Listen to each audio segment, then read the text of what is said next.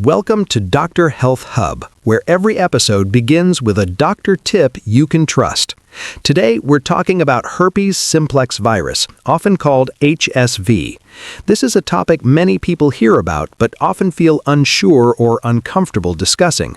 So we'll talk about it clearly, calmly, and without judgment. Before we go deeper, here's the simple plan for today.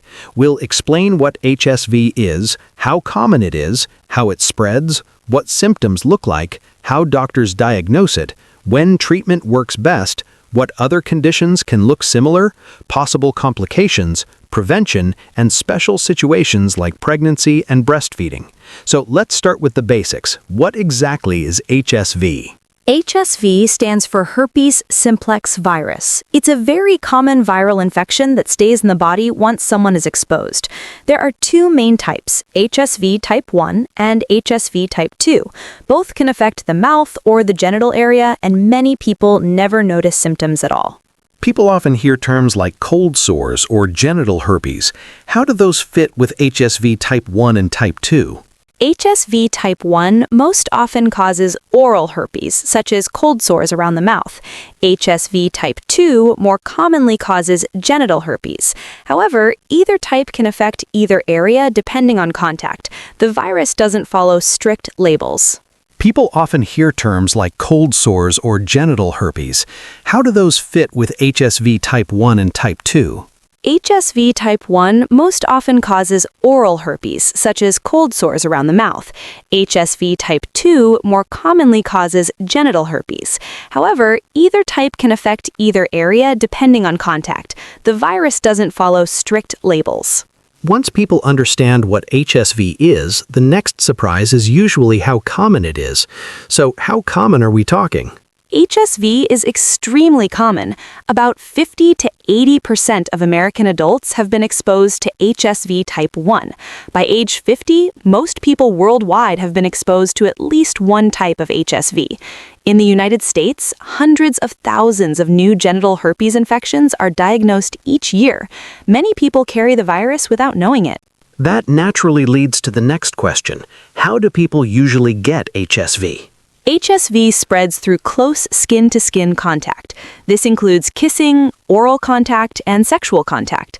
It can also spread when no sores are visible through asymptomatic shedding. That's one reason HSV is so widespread. When symptoms do occur, what do people usually notice? Symptoms vary widely. Some people develop small blisters or open sores that may be painful or itchy. Others feel tingling or burning before sores appear. During a first episode, some people also feel feverish or have body aches. Many people never develop noticeable symptoms at all.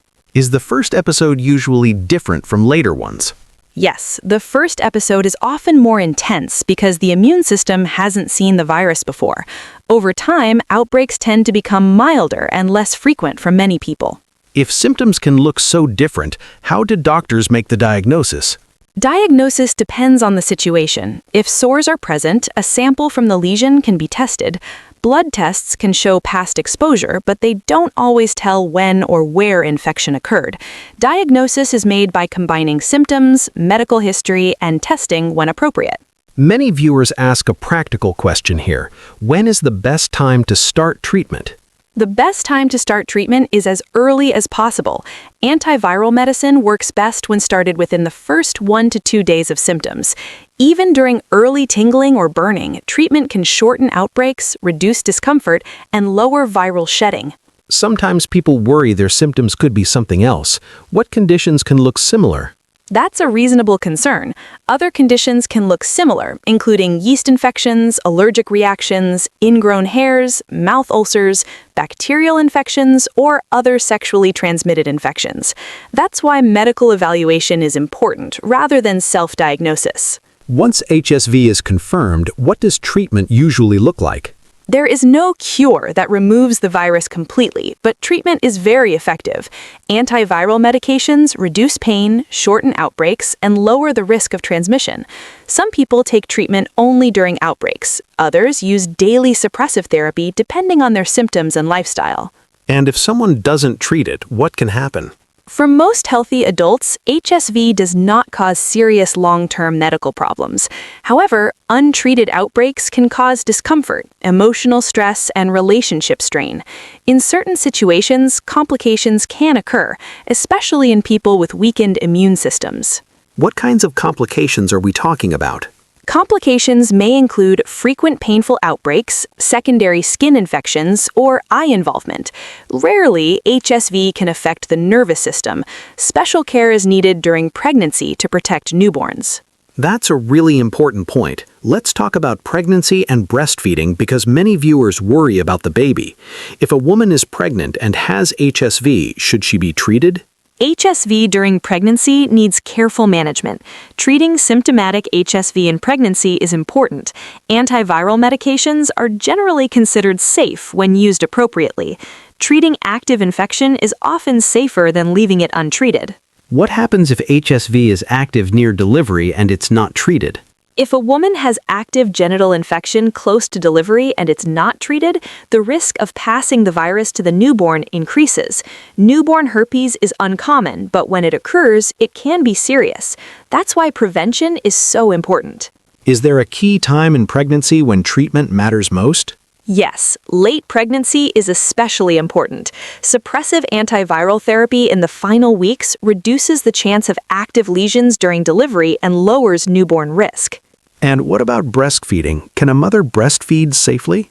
Breastfeeding is usually safe. Treatment is generally compatible with breastfeeding. The key precaution is avoiding breastfeeding from a breast that has active HSV lesions until they heal. And what should parents watch for in newborns? Parents should seek medical care urgently if a newborn develops fever, poor feeding, unusual sleepiness, skin blisters, or behavior changes. Early evaluation makes a critical difference. Before we close, let's talk prevention. How can people reduce risk? Avoiding close contact during active outbreaks helps. Using protection lowers risk but does not eliminate it completely. Daily antiviral therapy can further reduce transmission risk. Open, honest communication is also essential. There is still a lot of stigma around HSV. Yes, and much of it comes from misunderstanding. HSV is one of the most common viral infections worldwide. It does not define a person's character, health, or worth. Before we end, what's the one message you want people to remember? HSV is common, real, and manageable. Early treatment helps. Accurate information reduces fear. With proper care and support, people can live healthy, normal lives. Thank you for explaining this so clearly and compassionately. Thank you for giving space to an important conversation. Thank you for watching Dr. Health Hub. Don't forget to like, share, and subscribe for more trusted health education.